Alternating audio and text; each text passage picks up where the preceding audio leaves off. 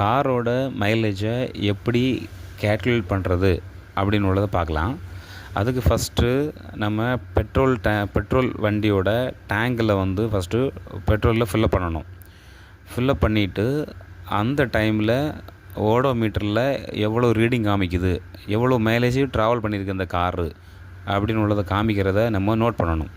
For example, இந்த car வந்து 4460 kilometre travel பண்ணியிருக்குது அப்படின்னு உள்ளதை நோட் பண்ணிப்போம். சரியா? இப்போதைக்கு எவ்வளோ டிஸ்டன்ஸு ட்ராவல் பண்ணியிருக்கு இந்த காரு அப்படின்னு உள்ளதை நோட் பண்ணிக்கிறோம்.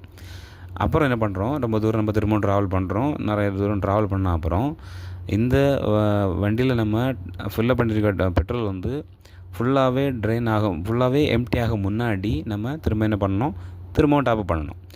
இப்போ ஒரு ஃபார் எக்ஸாம்பிள், இந்த வண்டி பார்த்திங்கன்னா ஒரு 540 கிலோமீட்டர் வரைக்கும் டிஸ்டன்ஸு ட்ராவல் பண்ணிக்கணும்னு வைப்போம். அந்த கேப்பில் நம்ம என்ன பண்ணுறோம், திரும்ப டாப்அப் பண்ணுறோம். திரும்ப அந்த டேங்கை வந்து ஃபில்லப் பண்ணுறோம். ஃபில்லப் பண்ணும்போது எவ்வளவு லிட்டர் வந்து திரும்ப இந்த டேங்கு ஃபில்லப் பண்ண தேவைப்பட்டதுன்னு பார்த்தா ஒரு 30 லிட்டர்னு வந்து வச்சுப்போம். 30 லிட்டர் தேவைப்பட்டது ஃபில்லப் பண்ணுறதுக்கு. ஓகேங்களா? அந்த 30 லிட்டரு தேவைப்பட்டுச்சு. அதே நேரத்தில் இப்போ கரண்டாட்டு அந்த ஓடோமீட்டர் ரீடிங்கில் இருக்கக்கூடிய மைலேஜ் அந்த ரீடிங்கை வந்து நம்ம நோட் பண்ணுறோம். இப்போது அந்த ஓடோமீட்டரில் எவ்வளோ இருக்குன்னு பார்த்தீங்கன்னா 5000 கிலோமீட்டர்னு இருக்குன்னு. இப்போ நமக்கு ஒரு ஃபார்முலா யூஸ் பண்ணிப்போம். அந்த ஃபார்முலா என்னென்னு கேட்டிங்கன்னா, டோட்டல் டிஸ்டன்ஸ் எவ்வளோ அந்த காரை ட்ராவல் பண்ணியிருக்கு டிவைடட் பை எவ்வளவு லிட்டர்ஸ் குவான்டிட்டி நம்ம ஃபில்லப் பண்ணோம் டாப்அப் பண்ணுறதுக்காக.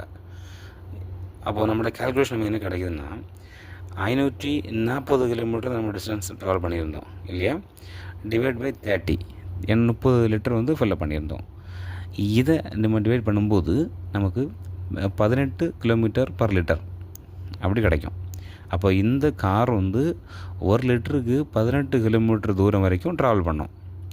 இதே மாதிரி நம்ம எல்லா காருக்குமே இந்த மாதிரி செக் பண்ணிக்கலாம்.